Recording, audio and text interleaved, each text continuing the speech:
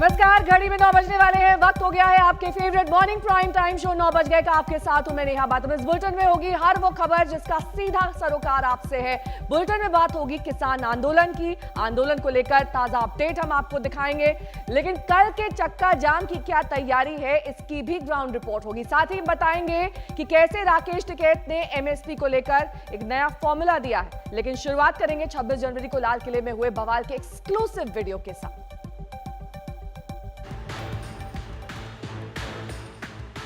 लाल किले पर 26 जनवरी को मचे तांडव के रोज नए सबूत, नए वीडियो सामने आ रहे हैं। ऐसे वीडियो जो बताते हैं कि उपद्रवियों की भीड़ सिर्फ जोश या जुनून में लाल किले नहीं पहुंच गई थी, उसके पीछे गहरी साजिश थी। उपद्रवी हिंसा की पूरी तैयारी करके आए थे। ये तस्वीरें ठीक लाल किला में ऊंचाई पर मौजूद तिरंगे के पैसेज के करीब की हैं। यहाँ 26 जनवरी को 25 पुलिस वाले तैनात थे, लेकिन ऊपर तक पहुंच गए। उपद्रवियों के सिर पर तो मानो खून सवार था। एक एक करके ये उपद्रवी तिरंगे वाले पैसेज तक पहुंच गए। जाहिर तौर पर उनके निशाने पर लाल किले में सबसे ऊंचाई पर फहरा रहा तिरंगा था। यहाँ उपद्रवी अपना झंडा लहराना चाहते थे। उपद्रवियों के इरादे खतरनाक थे। ये समझने में पुलिस वालों को जरा भी देर नहीं लगी। उन्होंने आगे बढ़ते हुए उपद्रवियों पर गोली भी चलाई।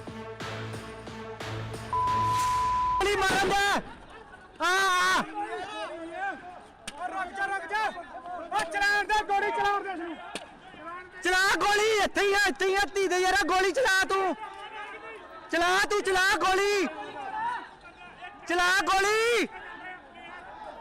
गोली चला तू। एक उपद्रवी को गोली लग गई। इसके बाद भी ये बलवाई पुलिस को ललकारते रहे, आगे बढ़ने की कोशिश करते रहे। प्रदर्शनकारी किसान सीढ़ी से चढ़ने की कोशिश कर रहे थे, तभी आत्मरक्षा में पुलिस को गोली चलानी पड़ी। हालांकि पुलिस ने फिर भी एहतियात बरतते हुए पैर की तरफ गोली चलाई थी।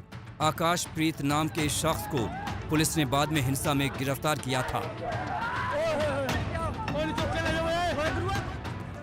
हिंसा और हथियारों के साथ चढ़ाई के दूसरे सबूतों से जुड़ा ये वीडियो लाल किले के बाहर का है। तारीख वही है 26 जनवरी। तस्वीरें उस वक्त की हैं जब ये उपद्रवी वहां पहुंचे ही थे। उपद्रवी लाल किले का गेट तोड़ने की बात कर रहे थे। जरा सुनिए उपद्रवियों की जुबान से कैसे उनके खतरनाक इरादे जाहिर हो रहे थे। और जल्दी कर लो, तिरंगा उतार दो थले अपने आप ही। वाहिगुरु वाहिगुरु वाहिगुरु। बिल्कुल लाल किले बाहर आ गए। ये गेट और शांति ना कह रहे खोल दो, नहीं खोल दे। शांति ना क्रांति आ गई है।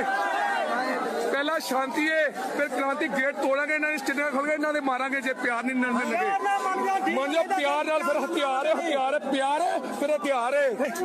खोलो शांति से, खोलो खोलो गेट नहीं तो मारांगे। खोल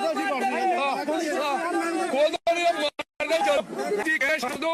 जे शांति नहीं खोले तो स्टेडियम को मारांगे। सस्ते कहते खोलो, जल्दी खोलो, खोल दो। हथियार भी है, प्यार खोल दो, प्यार ना ये हथियार भी नाल ने बढ़ देंगे जे नहीं खोलेंगे।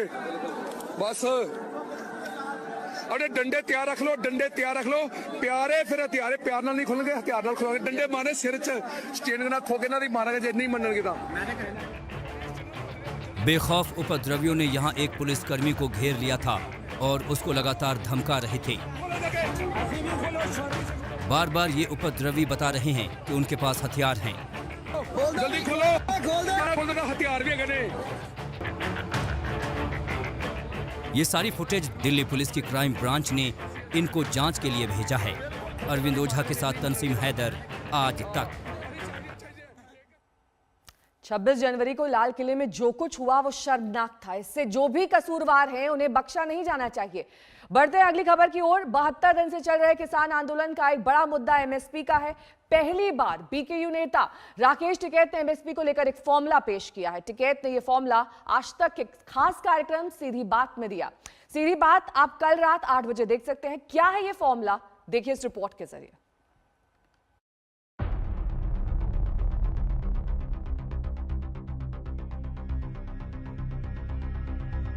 1967 में 1 क्विंटल गेहूं की एमएसपी 76 रुपए, प्राइमरी स्कूल के शिक्षक का महीने का वेतन 70 रुपए, सोने का भाव 300 रुपए तोला, यानी 3 क्विंटल में 1 तोला सोना। ये गणित है भारतीय किसान यूनियन के नेता राकेश टिकैत का। आज तक के साथ सीधी बातचीत कार्यक्रम में टिकैत ने एमएसपी का फॉर्मूला देते हुए साफ कर दिया कि 1967 में जिस तरह 3 क्विंटल गेहूं में किसान 1 तोला सोना खरीद सकता था, उसी फॉर्मूले पर एमएसपी का भाव होना चाहिए। 1967 में भारत सरकार ने एमएसपी तय करा, गेहूं का रेट तय करा 76 रुपये पर क्विंटल। जो मास्टर था प्राइमरी का, उसकी सैलरी थी 70 रुपया। वो 1 महीने की सैलरी में 1 क्विंटल गेहूं नहीं खरीद सकता था। हम 1 क्विंटल गेहूं बेच के भट्टे की 2500 ईंट खरीद सकते थे। कहना ये है फार्मूला कि हमको 3 क्विंटल गेहूं में 1 तोला सोना दे दो। उसी हिसाब से जो दूसरी चीजों के रेट बढ़े हैं, उसी हिसाब से किसानों की फसलों के रेट बढ़ा। अब टिकैत के इस फॉर्मूले से गेहूं का एमएसपी समझिए। सोने की कीमत इस वक्त करीब 48,000 रुपए तोला है। अगर 3 क्विंटल गेहूं में 1 तोला गेहूं खरीदे तो इस हिसाब से 1 क्विंटल गेहूं की कीमत 16,000 रुपए होनी चाहिए, यानी 160 रुपए प्रति किलो। इस वक्त गेहूं की एमएसपी 1,975 रुपए है, यानी टिकैत के फॉर्मूले के मुताबिक एमएसपी को 8 गुना बढ़ाना होगा। सारी चीजें महंगी हो गई ना। हम तो अनाज बेच के सारी चीजें खरीदते कहना हैं। क्या था दूसरा कहना ये है फार्मूला कि हमको 3 क्विंटल गेहूं में 1 तोला सोना दे दो। टिकैत का फॉर्मूला सुनने में आसान और आकर्षक है, लेकिन इसे लागू करना यकीनन मुश्किल है। शायद यही वजह है कि आंदोलन खत्म होने का कोई रास्ता नहीं निकल रहा और अक्टूबर तक आंदोलन खींचने का फॉर्मूला तय होने लगा था। एक गांव 15 आदमी और 10 दिन, 1 ट्रैक्टर। एक गांव से 1 ट्रैक्टर, 15 आदमी और 10 दिन। सुना आपने टिकैत का सीधा और आसान फॉर्मूला। हर गांव से 1 ट्रैक्टर और 15 आदमी गाजीपुर बॉर्डर कूच करेंगे और 10 दिन वहां रहेंगे। एक गांव से 1 ट्रैक्टर, 15 आदमी और 10 दिन। 26 जनवरी के उपद्रव के बाद से गाजीपुर के आंदोलन में राजनीतिक नेताओं की आवाजाही बढ़ चुकी है। कल भी विपक्षी सांसदों का एक दल गाजीपुर बॉर्डर आया था। ऐसे में आंदोलन के राजनीतिकरण का आरोप लगने लगा है। किसान आंदोलन के नेता बनकर उभरे टिकैत ने समर्थकों को आगाह किया है कि आंदोलन पर कोई लेबल नहीं लगना चाहिए। कहीं से भी ऐसा न लगे कि आंदोलन पीएम मोदी के खिलाफ है। 3 दिन से यहाँ पे 4 दिन से एक अलग विचारधारा के लोग आए हैं। अब मैं उनसे भी आगाह कर देना चाहता हूँ, जो गलत विचारधारा का लोग यहाँ पे होंगे वो यहाँ से स्थान छोड़कर चले जाना। यहाँ पे बहुत हुआ 4 दिन बाद, 4 दिन से शुरू हुआ एक मामला। यहाँ पे पूर्ण रूप से बयान है कि कोई मोदी के खिलाफ नहीं बोलेगा, कोई उनको गाली नहीं देगा। हम अपने मंच का इस्तेमाल इस तरह के लोगों को नहीं करने देंगे। किसान आंदोलन पर राजनीतिकरण के अलावा सिर्फ हरियाणा, पंजाब और पश्चिमी यूपी के आंदोलन का ठप्पा भी लग रहा है। इस ठप्पे से बचने के लिए कवायद शुरू कर दी गई है। इसे लेकर आज टिकैत राजस्थान के करौली और दौसा में किसानों की सभा करने वाले हैं। हमारा कल करौली में और दौसा में 2 राजस्थान प्रोग्राम है। 7 तारीख में राकेश जी जा रहे हैं हरियाणा के दादरी जिले में, दादरी शहर में प्रोग्राम है। दूसरा पुराना जो हरियाणा में मेवात में है, वहाँ पे बहुत बड़ी जनसभा होने जा रही है। इस बीच कल किसानों का 3 घंटे का चक्का जाम है। 26 जनवरी की ट्रैक्टर परेड के बाद आंदोलन की एक और बड़े दिन की तैयारी तेज है। गाजीपुर बॉर्डर से राम किंकर सिंह के साथ आज तक ब्यूरो। तो एक तरफ किसान हैं, दूसरी तरफ उनके बहाने सियासत साधी जा रही है। सड़क से संसद तक सियासी दांव पेच आजमाए जा रहे हैं। कल विपक्षी सांसदों का दल गाजीपुर बॉर्डर गया था, लेकिन उन्हें किसानों से नहीं मिलने दिया गया और इस पर विपक्षी नेताओं ने लोकसभा स्पीकर को चिट्ठी भेजकर बाकायदा शिकायत की है।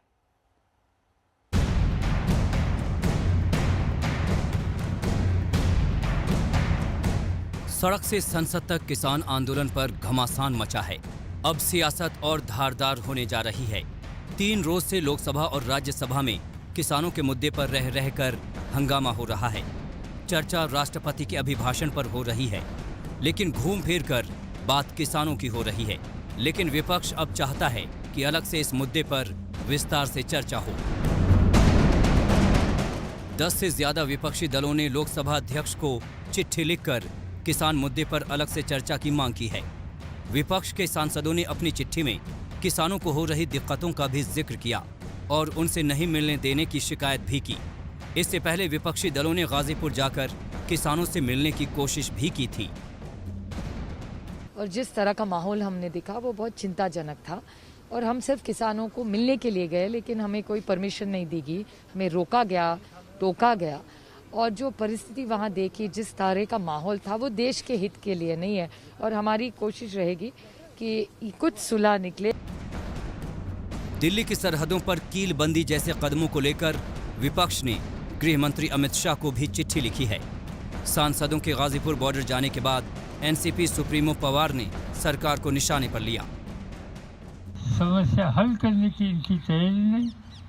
मुझे चिंता है कि ये ऐसी ही परिस्थिति जब आएगी, आज जो शांति से वर्ग किसान वहाँ बैठा है, शायद ये शांति का रास्ता छोड़कर कोई अलग रास्ते पर जाएगा तो देश के सामने बहुत ज़बरदस्त संकट आएगा और इसकी पूरी जिम्मेदारी आज ये भारतीय जनता पार्टी के सरकार को लेनी पड़ेगी।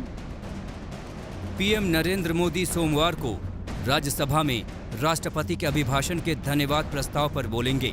उनके भाषण पर सबकी निगाहें हैं। हो सकता है कि वो अपने भाषण में विपक्ष के सवालों का जवाब दें।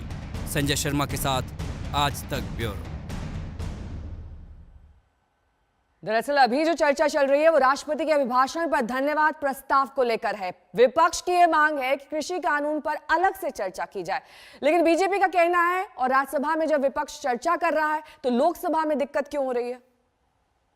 डिमांड अभी एक ही है। हम स्पीकर से 1 घंटा बात हुआ, एक ही डिमांड है कि किसानों को मसला लेके एक सेपरेट डिस्कशन होना चाहिए। हम नहीं चाहते हैं कि राष्ट्रपति भाषण पर जो चर्चा उसी का अंदर किसान आए। हम चाहते हैं किसान का मुद्दा बहुत बड़ा है, इसको लेके सेपरेट डिस्कशन हो। कि बड़ा दुर्भाग्यपूर्ण है, राज्यसभा में चर्चा हो रही है, वही दल हैं, तो मैं समझता हूँ कुछ न कुछ ऐसी बात है जो लोकसभा के हमारे जो विपक्ष हैं वो ठीक से तय नहीं कर पा रहे हैं।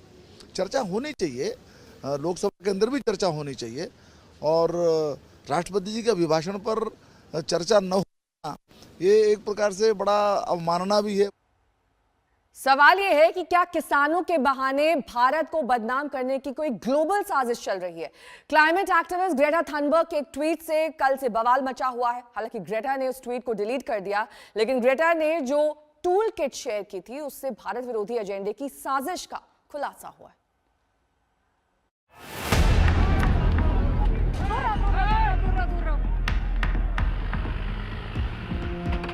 26 जनवरी को लाल किले पर जो हुआ, दिल्ली में जिस तरह से धावा बोला गया, जिस तरह से सड़कों पर उपद्रव किया गया, ये सब अचानक नहीं हुआ था। ये सब उस सोची समझी साजिश का हिस्सा था जिसे पहले कागज पर उतारा गया, फिर जमीन पर अंजाम दिया गया। और इस साजिश की पोल खुली इस चेहरे से। My name is Greta Thunberg, and I'm inviting you to be a part of the solution. 18 साल की ग्रेटा थनबर्ग को दुनिया जानती है। पर्यावरण के मुद्दों पर ग्रेटा ने बहुत कम उम्र में खूब नाम कमाया, लेकिन ना तो ग्रेटा की मासूमियत पर जाइए, ना ही ग्रेटा की कम उम्र को देखिए। ऐसी ग्लोबल हस्तियां भारत के खिलाफ बहुत बड़ी साजिश का हिस्सा बनी। ग्रेटा ने तो अपनी पोल खुद ही खोल दी। ये वही गूगल डॉक्यूमेंट है जिसे 3 फरवरी को ग्रेटा ने अपने ट्विटर अकाउंट पर पोस्ट किया था और बाद में इसे डिलीट कर दिया। लेकिन तब तक इस डॉक्यूमेंट की बातें सबके सामने आ गईं और इसी से भारत विरोध की वो साजिश बेनकाब हुई, जिस साजिश में ग्रेटा जैसे विदेशी चेहरे फुल एक्टिव हैं। ये जो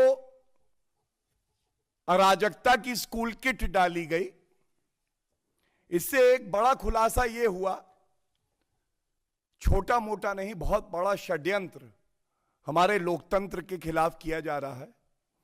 1 GB डेटा, 1 GB मटेरियल, ये सब उपलब्ध कराया गया उन ताकतों को, शक्तियों को कि कैसे हमारे देश को कमजोर करे। किसान कानून तो एक बहाना है, हमारा पवित्र लोकतंत्र इनका निशाना है। इस डॉक्यूमेंट में भारत के विरोध में किसान आंदोलन को तेज करने की टूल किट दी गई है। इस टूल किट का मतलब है कि आंदोलन को हवा देने के लिए क्या क्या किया जाएगा। सोशल मीडिया से लेकर जमीन तक भारत विरोधी आंदोलन को तेज करने का पूरा प्लान पहले से ही तैयार किया गया था। ऑन ग्राउंड प्रोटेस्ट कब करना है, कहां प्रोटेस्ट करना है, ये सब बताया गया। कब कौन से हैशटैग से क्या ट्वीट करना है, कब आंदोलन के समर्थन में डिजिटल स्ट्राइक करनी है, कब ट्विटर पर ट्वीट्स की बाढ़ लानी है, किन बड़ी हस्तियों को टैग करना है, कैसे फोटो और वीडियो मैसेज भेजने हैं। सोशल मीडिया कैंपेन का पूरा शेड्यूल दिया गया। दिल्ली पुलिस को सोशल मीडिया मॉनिटरिंग के कॉन्टेक्स्ट में एक पर्टिकुलर अकाउंट के द्वारा एक डॉक्यूमेंट अपलोड किया गया जिसका नाम टूल किट है।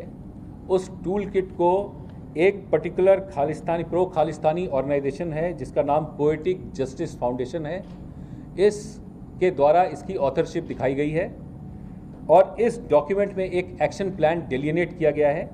और अगर आप 26 जनवरी और उसके आसपास के इवेंट्स को देखें तो आपको ये मालूम होगा कि ये बिल्कुल कॉपी कैट बिल्कुल एग्जीक्यूशन था। जिस तरह का प्लान इस डॉक्यूमेंट में है उसी तरह की एक्टिविटीज़ ग्राउंड पे भी दिखाई देती हैं। तो इसका संज्ञान लेते हुए दिल्ली पुलिस ने जो ऑथर्स हैं टूल किट के, उनके खिलाफ एक केस दर्ज किया है धारा 124A, 153A, 153 और 120B IPC में, जिसका कि इन्वेस्टिगेशन दिल्ली पुलिस की साइबर सेल द्वारा किया जाएगा। आप हैरान हो जाएंगे कि जैसा इस डॉक्यूमेंट में दिए टूल किट में बताया गया, ठीक उसी तरह से आंदोलन के नाम पर अब तक हुआ भी है। अब सवाल यह है कि ग्रेटा जैसे ग्लोबल चेहरों के पीछे कौन लोग हैं जो इन्हें आगे करके भारत विरोधी एजेंडा चला रहे हैं। आज तक ब्यूरो।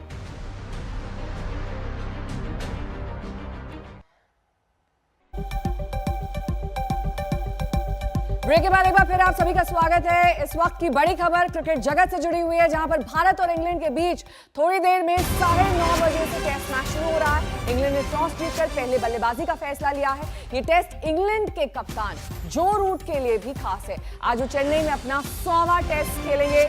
जहां तक टीम इंडिया का सवाल है तो टीम इंडिया 3 स्पिनर्स के साथ मैदान में उतर रही है। आर अश्विन, नदीम और वॉशिंगटन सुंदर। पूरी टीम इस तरह है: रोहित शर्मा, शुभमन गिल, चेतेश्वर पुजारा, विराट कोहली, अजिंक्य रहाणे, ऋषभ पंत, वॉशिंगटन सुंदर, आर अश्विन, शहबाज नदीम, ईशांत शर्मा और जसप्रीत बुमराह। 4 टेस्ट की सीरीज का ये पहला टेस्ट है। थोड़ी देर बाद इसका आगाज होगा, लेकिन इसकी अहमियत ये है कि अगर भारत सीरीज जीतता है तो वर्ल्ड टेस्ट चैंपियनशिप के फाइनल में पहुंच जाएगा। न्यूजीलैंड की टीम पहले ही फाइनल में पहुंच चुकी है।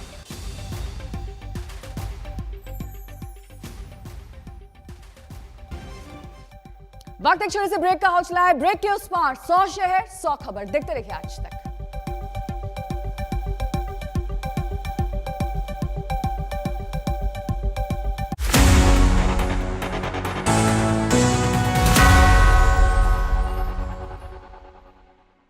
Presented by KEI Wires and Cables.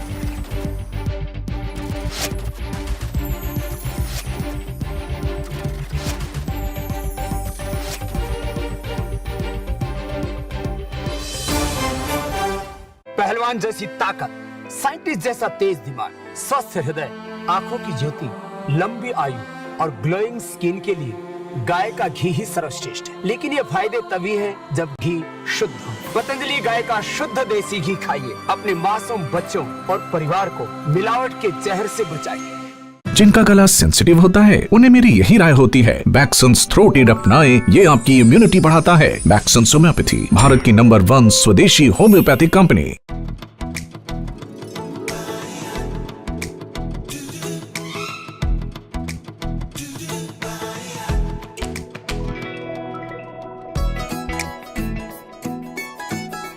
Ram बंधु अचार ऑफर झन्नाटेदार। राम बंधु अचार पर शेजवान चटनी फ्री। जब भी लोन की जरूरत हो ना, पैसाबाजार.com पे जाओ, सभी बैंक में से बेस्ट EMI वाला लोन चूज करो, झट से लोन अप्रूवल, फट से पैसा आपके अकाउंट में। पैसाबाजार.com। कावेरी रंग छायो, खुशियों से मन गायो, कावेरी रंग छायो, खुशियों। कावेरी मेहंदी कोन, हाथों पर उतरे प्यार के गहरे रंग। सो और क्या करता है फर्स्ट डेट पे? पता नहीं, मेरा भी तो फर्स्ट टाइम है।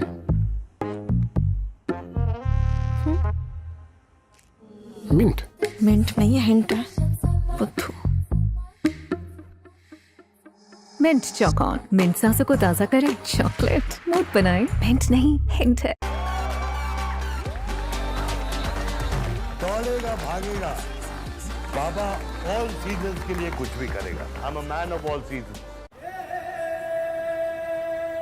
എന്നെ എന്റെ നാടു വിളിച്ചേ ഹൊയ്യാരാ ഹൊയ്യാരാ ഹൊയ്യാരാ ഹൊയ്യാരാ നെഞ്ചിലെന്നുമുള്ളൊരു നാടേ കായലും കേരമരത്തോപ്പും രാക്കിളി പാടും തുഴപ്പാട്ടും ജീവിതമാകെ മുഴങ്ങുന്നേ ഓർമ്മകളെന്നും തിളങ്ങുന്നേ പാടുന്നേ നാടൻ ചന്തങ്ങൾ പാടുന്നേ ഓരോ തീരങ്ങൾ എന്നെ എന്റെ നാടു വിളിച്ചേ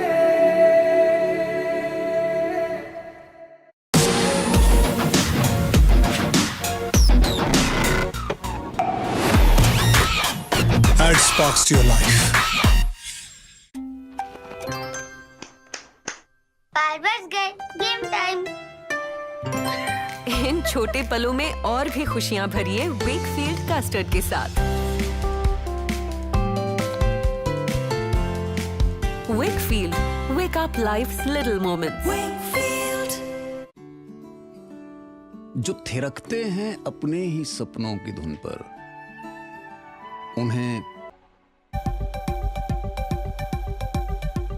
और एक बार फिर से बात होगी मौसम की, क्योंकि उत्तर भारत में कड़कड़ाती सर्दी ने दस्तक दे दी है। खासकर 3 पहाड़ी राज्यों की बात करेंगे जहां बर्फबारी ने वहां की धरती को सफेद कर दिया है। ज्यादातर हिल स्टेशन में पारा शून्य से नीचे है और इसकी वजह से दिल्ली एनसीआर समेत कई मैदानी इलाकों में बारिश के साथ तापमान में गिरावट दर्ज की जा रही है।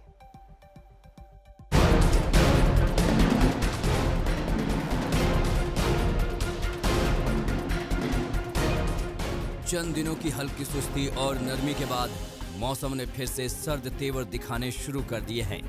उत्तर भारत में हिमालय के तीनों पहाड़ी राज्यों जम्मू कश्मीर, हिमाचल प्रदेश और उत्तराखंड में आसमान से सफेद फाहें फिर से गिरने लगी हैं। धरती सफेद चादर की आगोश में है। पारा फिर से गोता लगा रहा है। पहले देखिए हिमाचल प्रदेश के मनाली और शिमला का मंजर। मनाली में कड़ाके की ठंड के बीच बर्फ गिरने से पर्यटकों और होटल व्यवसायियों के चेहरे खिल गए हैं। शिमला में कई दिनों की बर्फबारी के बाद सड़कों पर बर्फ की मोटी परत जम गई है। एक ओर जहां मनाली में सैलानियों की मस्ती है, तो वहीं दूसरी ओर शिमला में जेसीबी मशीनों से बर्फ हटाने की कोशिशें हो रही हैं। शिमला और मनाली ही नहीं, बल्कि नरकंडा, कुफरी और चैल में भी स्नोफॉल से तापमान में भारी गिरावट आई है। उत्तराखंड में भी मौसम बर्फीला हो गया है। चमोली जिले के औली में बर्फ की मोटी चादर बिछ गई है, जिससे स्कीइंग के दीवानों के चेहरे खिल उठे हैं। औली में जहां तक नजर जाती है, सिर्फ और सिर्फ बर्फ ही नजर आती है। औली में रात का तापमान 0 से नीचे जा चुका है। मौसम विभाग के मुताबिक अगले 1 से 2 दिन तक बर्फबारी जारी रह सकती है।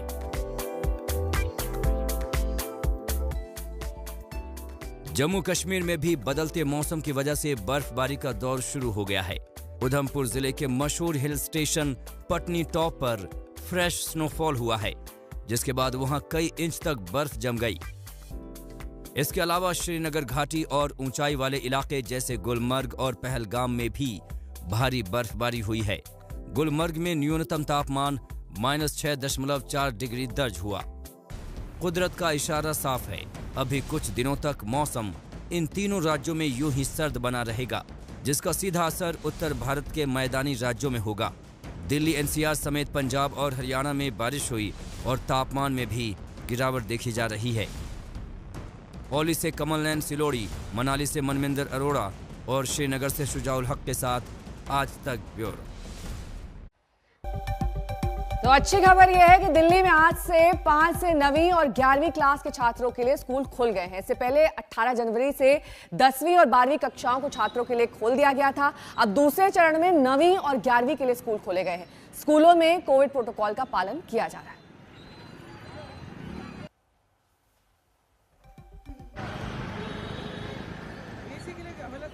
स्कूल खुल गए हैं, लेकिन तमाम एहतियात के साथ बच्चों को भी इंस्ट्रक्शंस और हिदायत दे दी गई हैं कि कोरोना के मद्देनजर वो सभी प्रोटोकॉल का पालन करें।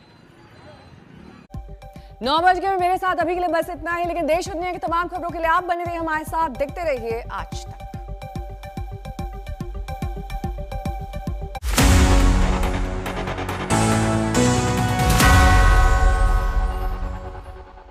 नमस्कार, मैं हूं अंजना ओम कश्यप। हमें उम्मीद है ये वीडियो आपको पसंद आया होगा। लेटेस्ट खबरों के लिए यूं ही देखते रहिए आज तक, और इस वीडियो के पसंद आने पर लाइक, शेयर एंड सब्सक्राइब करना ना भूलें।